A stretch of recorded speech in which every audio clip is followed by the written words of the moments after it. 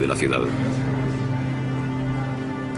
A medida que se va filtrando información y se recogen pruebas, los allí presentes se dan cuenta de que han estado conviviendo con un asesino en serie. Al principio, nadie se lo podía creer, ni los agentes de policía, ni los vecinos del barrio que estaban allí. Los crímenes de Jeffrey Dahmer aterrorizaron y al mismo tiempo intrigaron al mundo entero. Enseguida se convirtió en uno de los asesinos más famosos de la historia.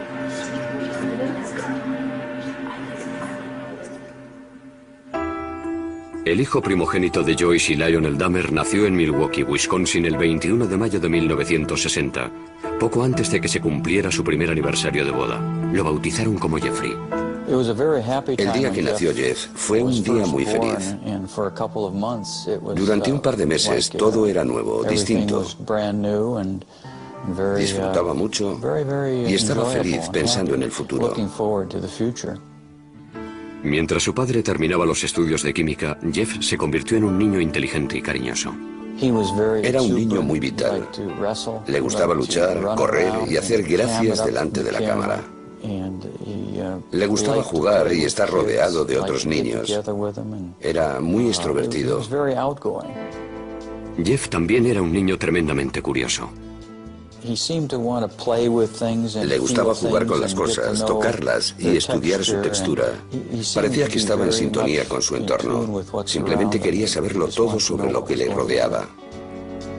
Pronto empezaron a fascinarle los animales. Una vez, cuando Jeff tenía 4 años, vio cómo su padre recogía los huesos de varios pequeños animales que habían muerto debajo de la casa.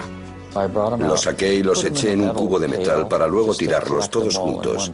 Y al dar contra el fondo, hacían un ruido frío. Jeff cogió unos pocos y los echó también al cubo. Viéndolo así, parece que fue algo macabro, oscuro y siniestro. Pero he de admitir que no era más que curiosidad infantil. Lionel terminó los estudios tras doctorarse en química. Después la familia se trasladó a Ohio y se mudó 3 veces antes de echar raíces en una finca arbolada de más de 8.000 metros cuadrados en la localidad de Bath, a 1 hora en coche al sur de Cleveland. Entonces Lionel empezó a darse cuenta de que Jeff, que antes era tan sociable, se había convertido en un chico tímido y retraído. Parecía que no estaba a gusto con la gente. No se sentía cómodo. Para evitar que pensara en la mudanza, sus padres le regalaron un perro, Frisky, al que quería con locura. Con los conocidos, con el hijo de los vecinos y con su perro, estaba muy relajado. Pero en aquel entonces nos preocupaba que fuera tan tímido y que tuviera cierto complejo de inferioridad. El matrimonio pensó que su hijo necesitaba sentirse importante en la familia, así que le dejó elegir el nombre de su segundo hijo. Jeff le puso David. Lionel también le animaba a participar en actividades en las que se tuviera que relacionar con otros niños. Lo que intentábamos era aficionar a Jeff a distintas actividades, con la idea de que esa afición lo llevara a relacionarse con otras personas, a que interactuara de forma casi forzada. Los fines de semana, padre e hijo trabajaban en el huerto y criaban ovejas para competir con ellas en las ferias de una agrupación juvenil. Para conmemorar sus días de hortelanos, el joven Jeff le regaló a su padre una tarjeta que había hecho con un poema. En la parte de delante hay una foto mía comiéndome una mazorca de maíz y después Jeff puso una frase. Las cidras y las calabazas jamás se podrán comparar a un padre de pelo rizado tan fenomenal. Dice, poema de Jeff, te quiero muchísimo. Cuando Jeff tenía 10 años ingresaron a su madre porque tenía ansiedad. A partir de entonces el matrimonio de sus padres empezó a desmoronarse. Durante la adolescencia continuó sintiendo la misma fascinación hacia los pequeños animales, pero entonces empezó a interesarle cómo eran por dentro. Conozco una historia de la infancia de Dahmer. Fue a pescar con algunos amiguitos de Bath, Ohio. Todos los niños pescaron algo y cuando Jeffrey vio su pez, lo dejó en el embarcadero y lo abrió en canal. Y se quedó fascinado cuando vio lo que había dentro. Por otro lado, coleccionaba animales que encontraba muertos en la carretera. Cogía una bolsa de basura y se recorría las carreteras de campo de Ohio en busca de cadáveres. Jeff llevaba el animal que había encontrado al patio de su casa y allí, escondido entre los árboles, lo diseccionaba. Ahora estoy convencido de que aquello fue el principio de la espiral que lo llevó a hacer lo que hizo. Empezó en la pubertad, cuando tienes las hormonas a flor de piel. Se dedicaba a investigar cómo eran los animales por dentro, al mismo tiempo que se estaba desarrollando su sexualidad. Cuando era un adolescente, Jeff descubrió que solo le atraían sexualmente los hombres. Pero las fantasías en las que tenía relaciones con ellos se mezclaban con otras en las que los asesinaba y descuartizaba. Creo que tenía 14 o 15 años cuando empecé a pensar de forma obsesiva en la violencia mezclada con el sexo. Cada vez era peor. No sabía cómo contárselo a alguien, así que me lo guardé para mí. Una de sus fantasías consistía en tumbarse al lado de un hombre inconsciente. Un día, por primera vez, Jeff decidió convertir una de sus fantasías en realidad. Trazó un plan. Dejaría inconsciente a un vecino que salía a correr dándole con un bate y se tumbaría a su lado.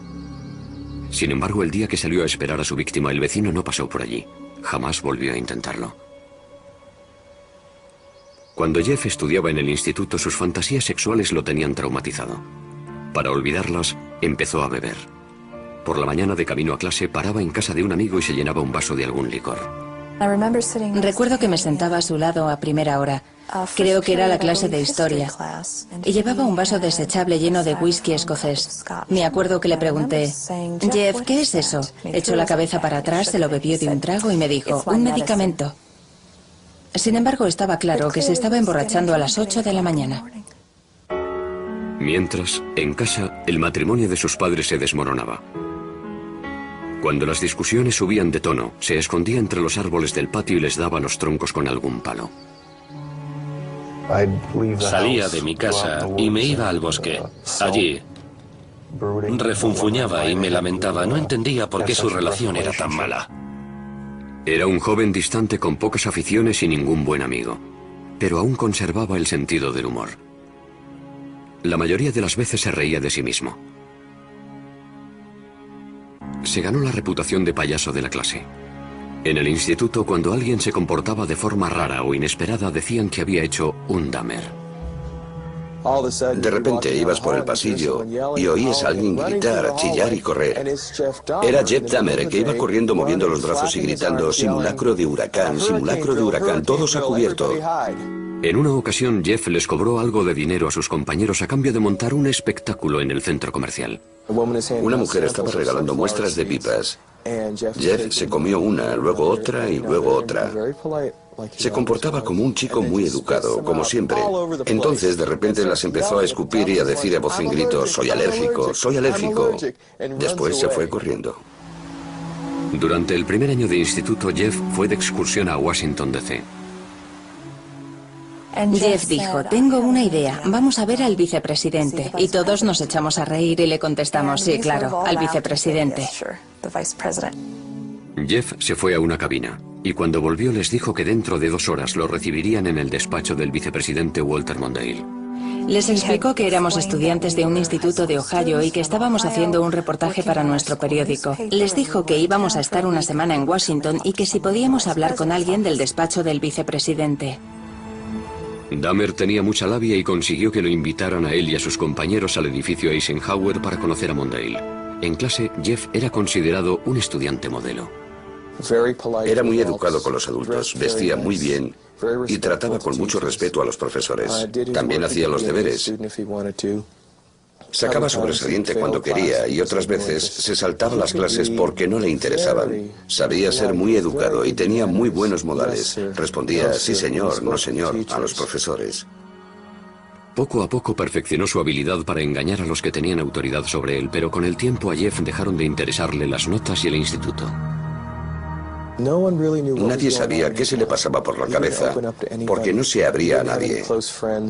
No tenía buenos amigos.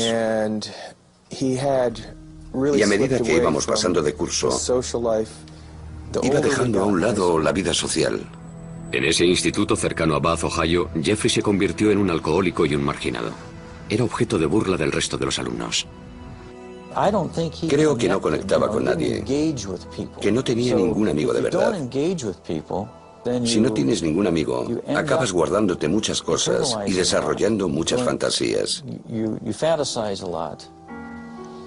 El siguiente paso es pensar que alguna de esas fantasías puede ser real. Y Jeff ya estaba listo para dar ese paso. Justo después de terminar el instituto mató a su primera víctima.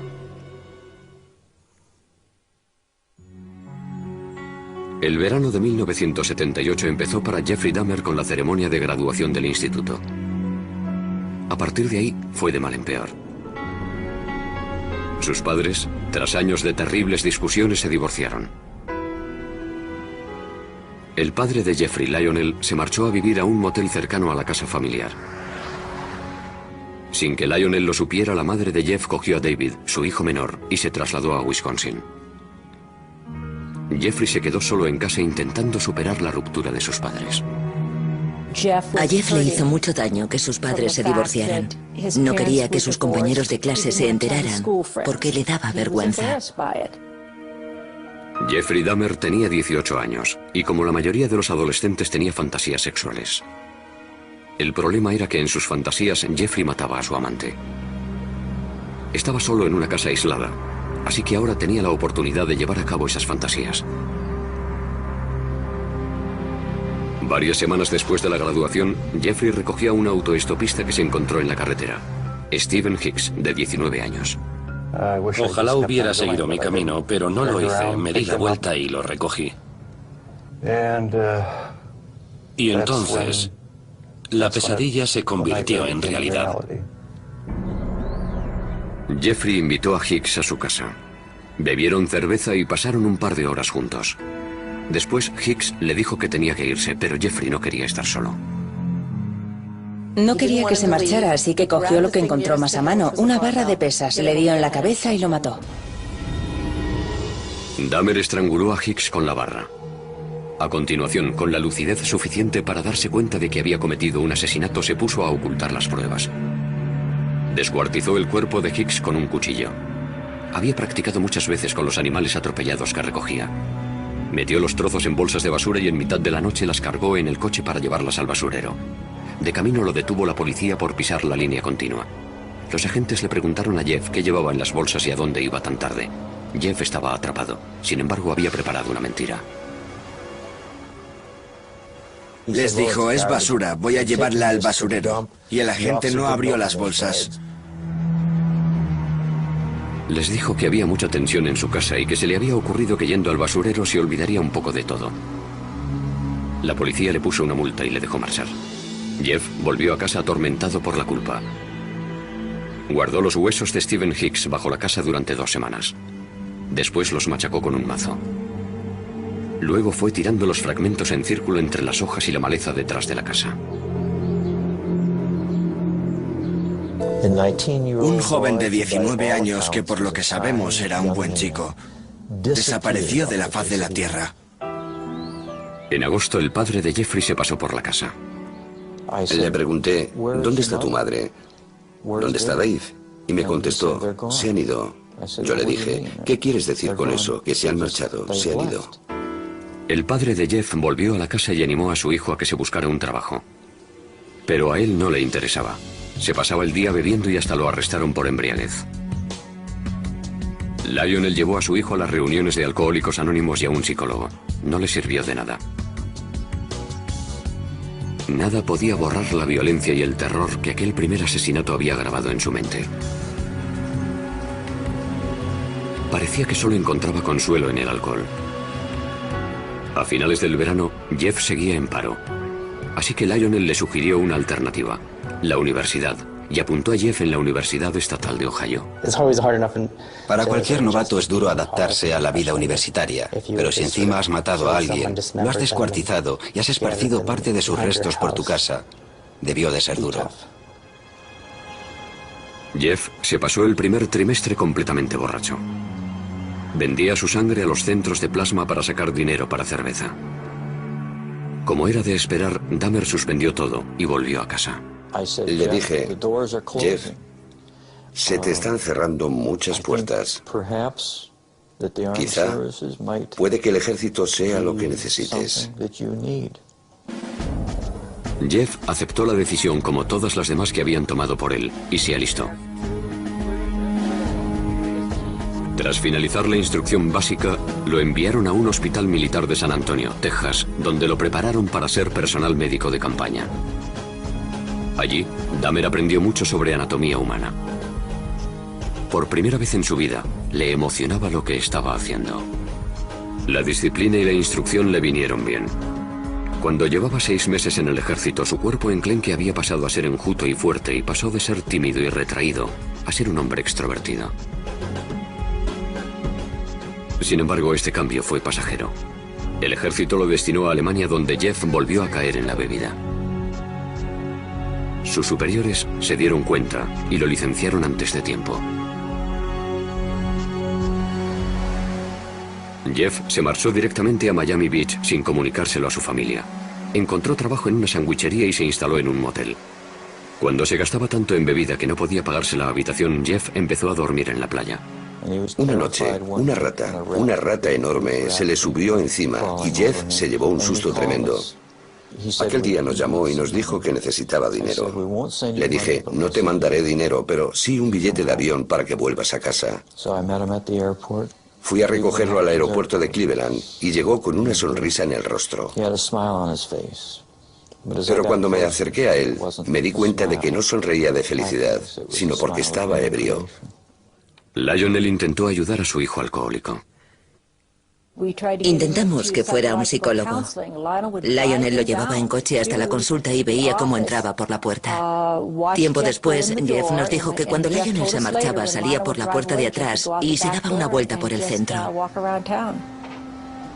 Sin saber qué más hacer, Lionel mandó a Jeff a vivir a una localidad cercana a Milwaukee con su abuela. Jeffrey estaba más unido a su abuela que a nadie en el mundo. Pasó por un periodo de estabilidad cuando se fue a vivir a su casa. Jeff hizo un esfuerzo por encarrilar su vida. Dejó de beber, comenzó a ir a la iglesia y luchó contra su tendencia homosexual que él creía inmoral, lo que al final le llevó a fantasear una vez más con el asesinato. Encontró varios trabajos, primero en un banco de sangre y después en el turno de noche de una fábrica de chocolate. Sin embargo, este estilo de vida, de ir a la iglesia y vivir con rectitud, como él lo llamaba, no duró mucho. Cuando llevaba 3 años viviendo tranquilamente en casa de su abuela, Jeff tuvo que enfrentarse a sus miedos.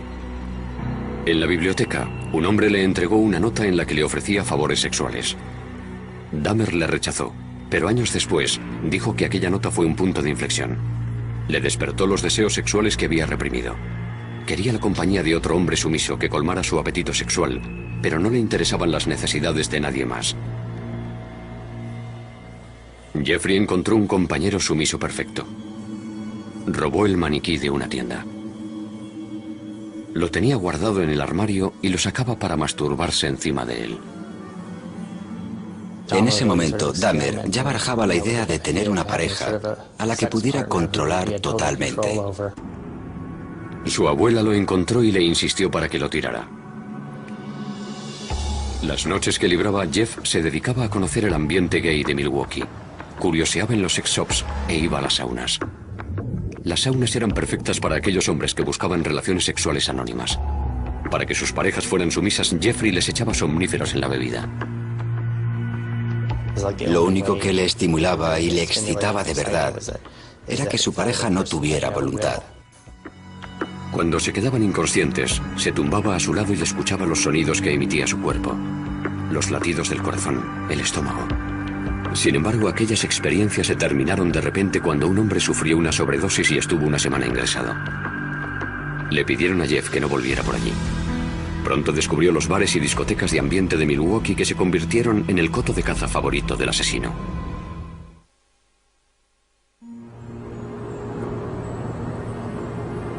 A los 20 y tantos años, Jeff estaba afincado en Milwaukee.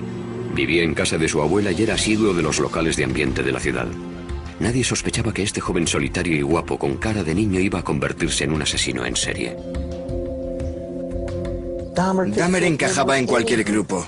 Nadie podía decir, debe de ser un loco, ni tiene que ser un asesino. Por eso tenía tanto éxito. No era un tipo repulsivo. Y menos aún en los clubs de ambiente de Milwaukee. Era considerado un tío bueno en la comunidad gay. La gente lo encontraba atractivo. Muchas personas nos dijeron que era la clase de chico al que quieres cuidar y mimar. Sin embargo, Dahmer tenía un gusto muy concreto para los hombres. Los elegía por su cuerpo. Le gustaban los hombres altos, musculosos y delgados. No le importaba que fueran negros, blancos, amarillos, indios o mulatos.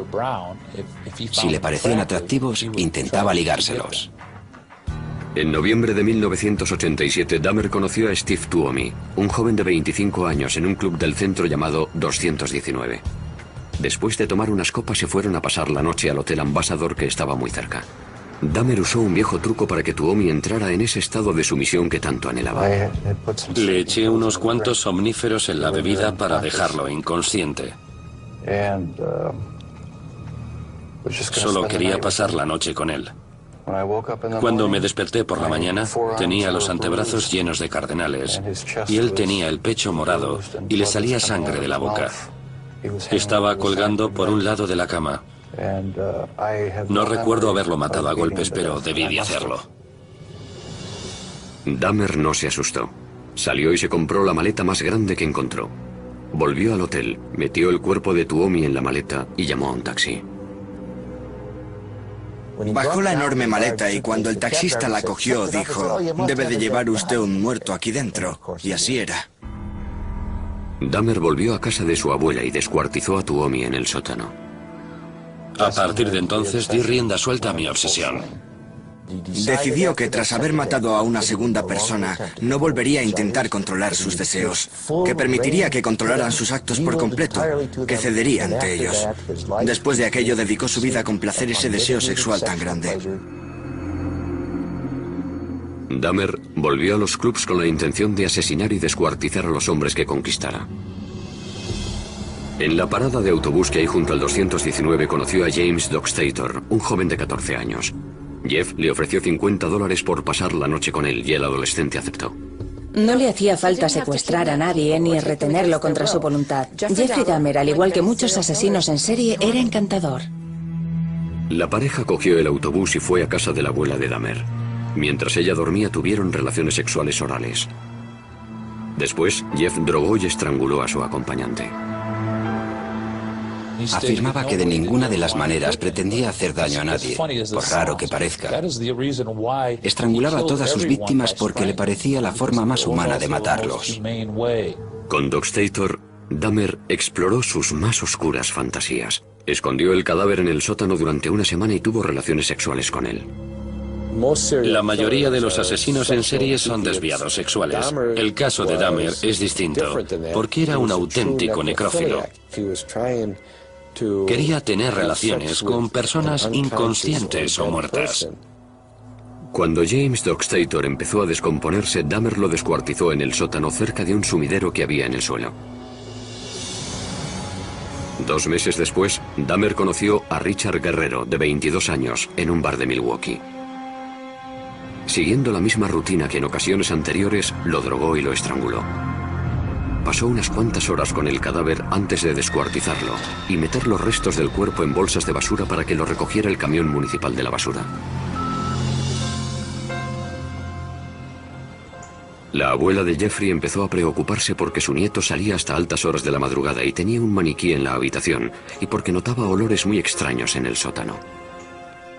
Debe de ser perturbador vivir con alguien que piensas que te quiere y que en secreto se dedica a asesinar y descuartizar a hombres en el sótano de su casa. En el verano de 1988 le pidió que se buscara otro sitio donde vivir. Jeffrey alquiló un piso en un barrio del oeste de Milwaukee y aceleró su descenso a los infiernos. Un día se acercó a un niño de 13 años y lo convenció para que fuera a su casa. Lo acarició y el niño se asustó y se fue corriendo.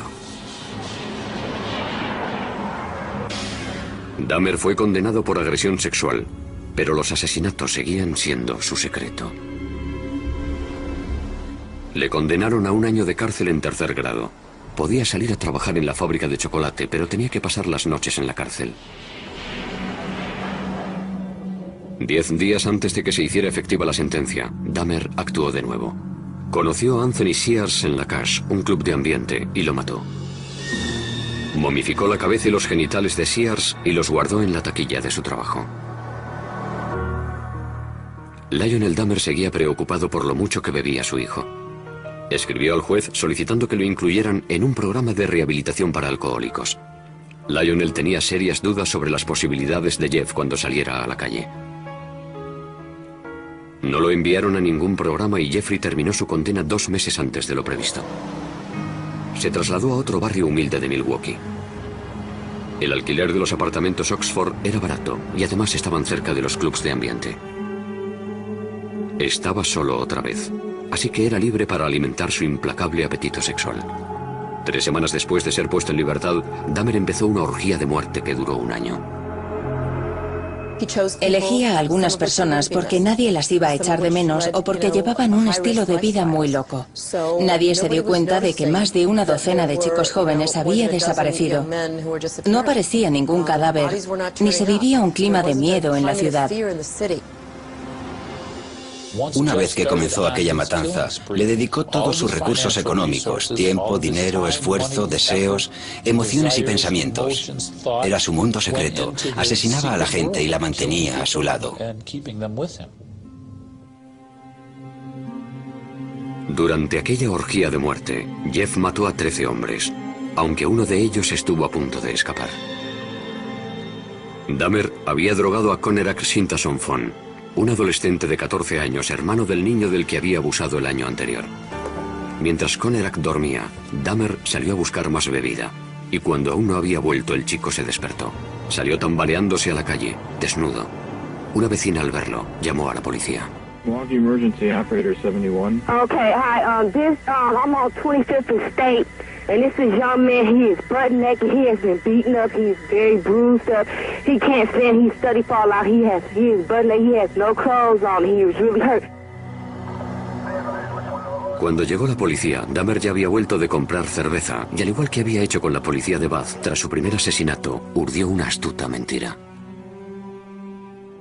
Nada más llegar, interviene y dice que el chico es su amante y que simplemente está borracho, que se lo lleva con él a casa.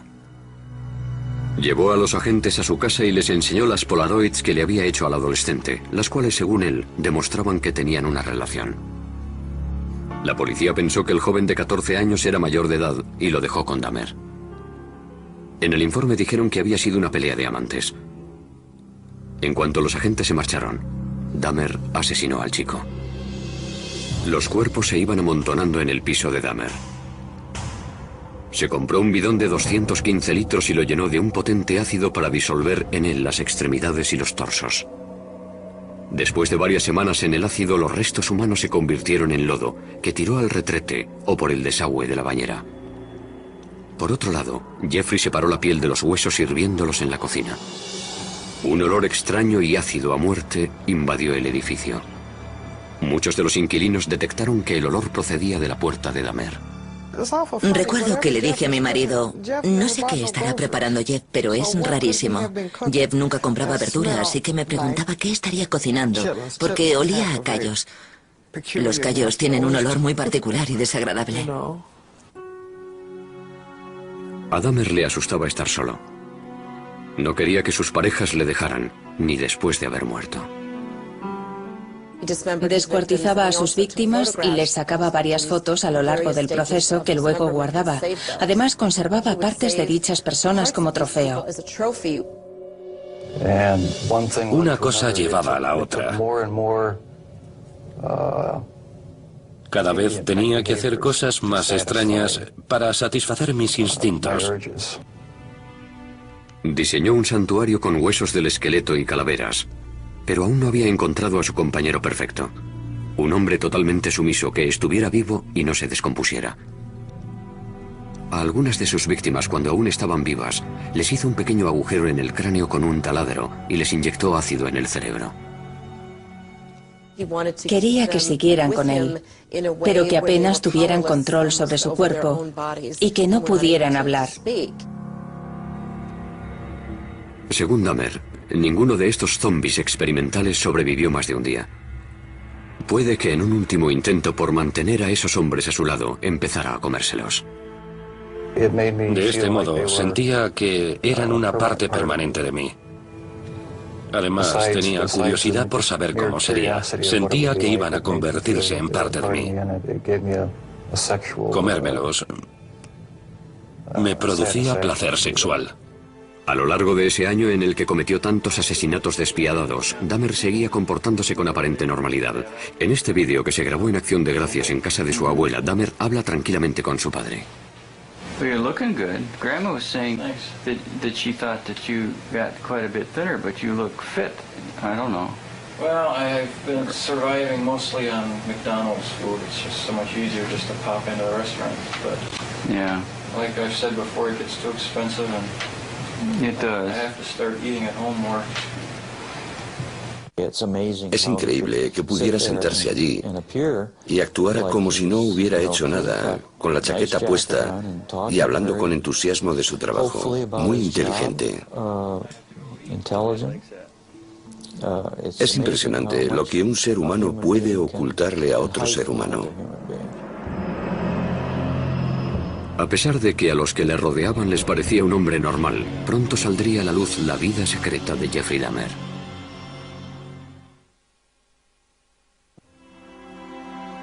En julio de 1991, la ciudad de Milwaukee descubrió entre sus vecinos a un asesino en serie, el joven de 31 años, Jeffrey Dahmer. Un hombre, Tracy Edwards, logró escapar de los horrores del piso de Dahmer y parar a una patrulla que pasaba por allí. Cuando los agentes entraron en el piso, encontraron 83 Polaroids de cadáveres en distintas etapas del proceso de descuartizado. En la cocina, descubrirían cosas aún más impactantes. Cuando los agentes entraron a su casa aquella noche, encontraron la cabeza de una de las víctimas en el frigorífico. También encontraron restos de cadáveres que Jeff había guardado en un congelador. Uno de los agentes abrió el congelador y oyó un grito. Más tarde se dio cuenta de que había sido él el que había gritado. Las cámaras de televisión grababan mientras sacaban lo que quedaba de las víctimas. Un bidón de 215 litros que contenía los torsos de 3 hombres.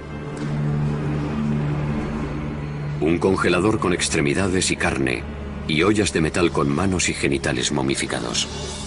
Lo que vimos aquella noche fue horrible. Nadie se podía creer que, en primer lugar, hubiera guardado todo aquello y, en segundo lugar, cómo pudo hacerlo sin que nadie se enterara. ¿Cómo era posible que nadie supiera qué estaba pasando exactamente? Esta vez, no había mentira que pudiera librar a Dahmer de la justicia. Andaba como si se sintiera derrotado. Iba con los hombros caídos y la cabeza agachada. Sudaba muchísimo y emitía una especie de débil quejido, similar al llanto de un bebé.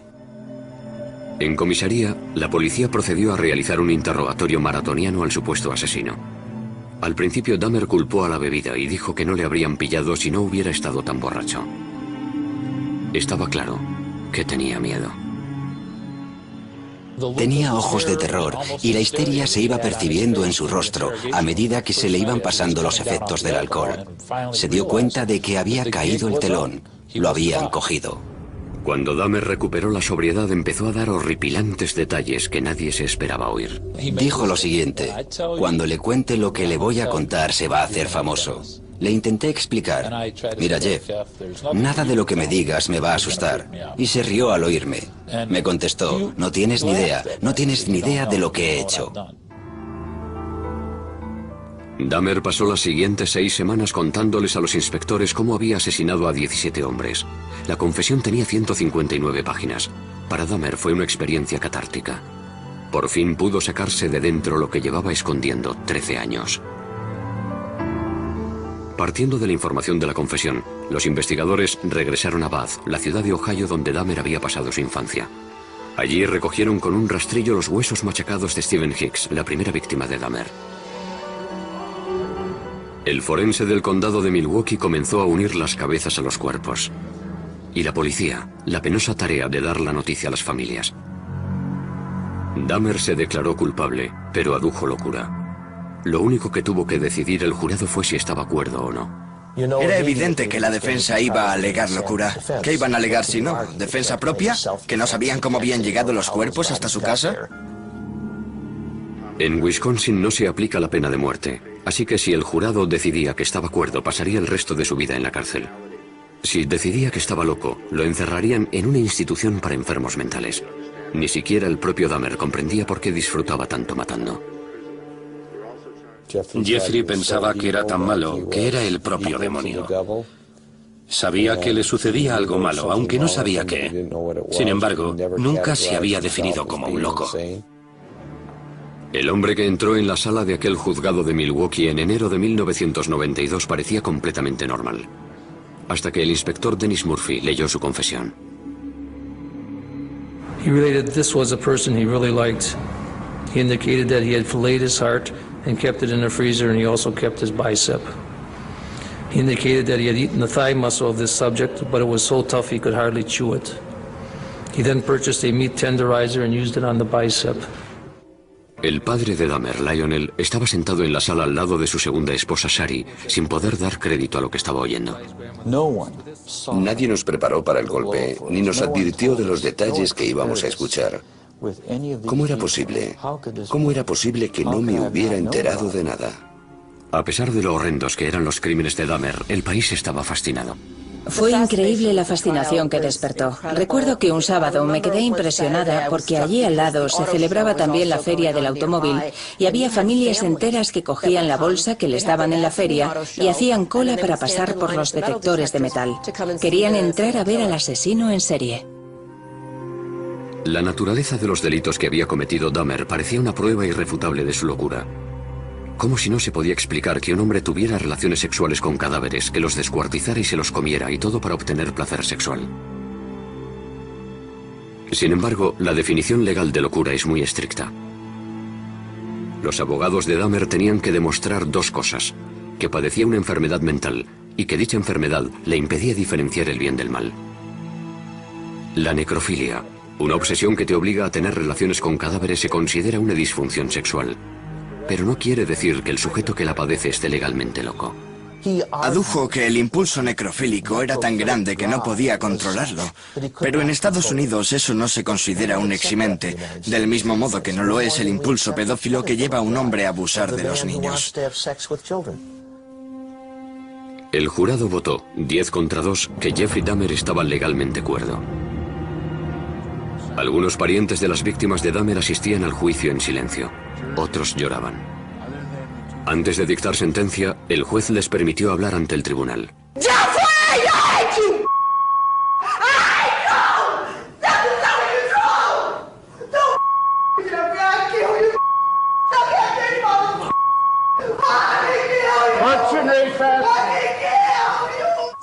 Una vez que se restableció el orden, Dahmer habló en público por primera vez. I feel so bad for what I did to those poor families, and I understand their rightful hate. I have seen their tears, and if I could give my life right now to bring their loved ones back, I would do it. I am so very sorry. Muchos dudaron de que la disculpa de Dahmer fuera sincera. Se preguntaban si un hombre que había matado con tanta frialdad tenía conciencia o era capaz de sentir remordimientos. El juez condenó a Dahmer a 937 años de cárcel. Pero el suplicio solo duró unos pocos años.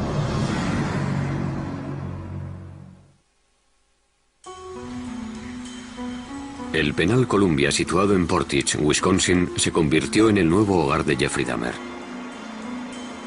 Su piso de los apartamentos Oxford seguía vacío como doloroso recuerdo de los que habían perdido allí la vida. En noviembre de 1992 los demolieron. Dahmer tenía 32 años y dedicaba sus días de recluso a meditar en la celda. Intentaba superar los remordimientos que le producía tener instintos asesinos y buscaba el perdón divino. De niño iba a la iglesia, y también de adulto, junto a su abuela, pero durante la orgía de muerte se olvidó de la religión. Dahmer achacó su naturaleza de asesino a sus creencias ateas. y a la teoría de la evolución. Dijo, si todo es obra de la naturaleza, ¿para qué sirve Dios? ¿Puedo establecer mis propias reglas? ¿Quién es mi Señor? Yo soy mi propio dueño. Sin embargo, Jeffrey vivía en una contradicción porque siempre creyó que la culpa de todo era del diablo, que se había apoderado de su alma. El asesino en serie se planteó entonces qué le pasaría cuando muriera y decidió que quería ser bautizado. En abril de 1994, el sacerdote de la prisión llamó a Roy Radcliffe, ministro evangelista, para que hablara con el recluso. Era una persona muy simpática. Yo siempre tuve la impresión de que estaba hablando con un niño pequeño que tenía el cuerpo de un adulto. Se interesaba y se emocionaba mucho con las típicas cosas que le gustan a los niños. Un mes después, en el centro médico de la prisión, Dahmer fue bautizado en una bañera de hidromasaje. Por el camino pasó al lado de otros reclusos que iban con fregonas, escobas y otros artículos de limpieza. Levantaron la vista y al único que reconocieron fue a Jeff, así que le dijeron como si fueran grandes amigos: «Hola, JD, ¿cómo te va?». Y él contestó: «Me van a bautizar, estoy muy contento». Parecía que Dahmer se estaba transformando en la cárcel. Me preguntaba cosas, me decía, oye, ¿qué tal esto? ¿Qué tal lo otro? Se interesaba y se preocupaba por nosotros. Intentaba ser normal. Se estaba rehumanizando. Sin embargo, Dahmer seguía teniendo oscuras y obsesivas fantasías. En la cárcel admitió que ese instinto seguía dentro de él. Aún sentía el impulso de matar, aún deseaba matar, incluso dentro de la prisión. Seguramente tendré que convivir con él el resto de mi vida. Ojalá se me pasara. Ojalá hubiera una manera de librarme para siempre de estos pensamientos y estas sensaciones. Teresa Smith fue a visitar a Dahmer a la cárcel. Había matado a su hermano Eddie. Lo primero que hizo cuando llegó fue pedirme disculpas por haber matado a mi hermano. Le pregunté, ¿por qué a mi hermano? Me dijo que había visto cómo bailaba Eddie y le había gustado físicamente. Me dijo, me sentía atraído por él. Me contó que lo había estrangulado. Después intentó buscar un método nuevo para conservar el cráneo y el cuerpo. Pero el experimento no funcionó. Así que tuvo que destruirlo. Durante toda su vida adulta, Dahmer había sido un depredador, pero en la cárcel se convirtió en la presa. Ahora el famoso asesino en serie era el objetivo de los otros reclusos. En agosto de 1994 lo atacaron en la capilla de la cárcel con un rudimentario cuchillo. Esa vez sobrevivió. Pero el 28 de noviembre de 1994, Christopher Schaefer, que se apodaba a sí mismo Cristo, golpeó a Dahmer con una barra de metal que cogió del gimnasio de la prisión. Murió de camino al hospital. Yo creo que a nadie le sorprendió que lo asesinaran en la cárcel. Creo que estaba claro que sería el blanco de sus compañeros en cuanto entrara en la cárcel. Una de sus últimas voluntades era que lo incineraran y que entregaran la mitad de sus cenizas a su padre y la otra mitad a su madre. En su testamento escribió: no quiero una placa, ni quiero una tumba, ni un funeral. No quiero nada. Decía, quiero desaparecer. En 1996, el ayuntamiento de Milwaukee recaudó casi $500,000 para comprar la siniestra colección de fotografías y herramientas de Dahmer. Temían que aquellos artículos se usaran para crear un museo sobre el asesino, así que lo quemaron todo. A pesar de que apenas quedan pruebas físicas de lo que hizo, la vida y los crímenes de Jeffrey Dahmer se han convertido en leyenda. De alguna forma, Dahmer ha pasado a formar parte de la cultura popular. Se le compara con nombres como Jack el Destripador. Creo que la gente siempre lo tendrá en mente. Siempre lo tendrá, por así decirlo, en el panteón de los asesinos más terroríficos. En 2002, el director David Jacobson estrenó Dahmer, el carnicero de Milwaukee, una película basada en la vida de Jeffrey. Jacobson pretendía mostrar al espectador el lado más normal del asesino.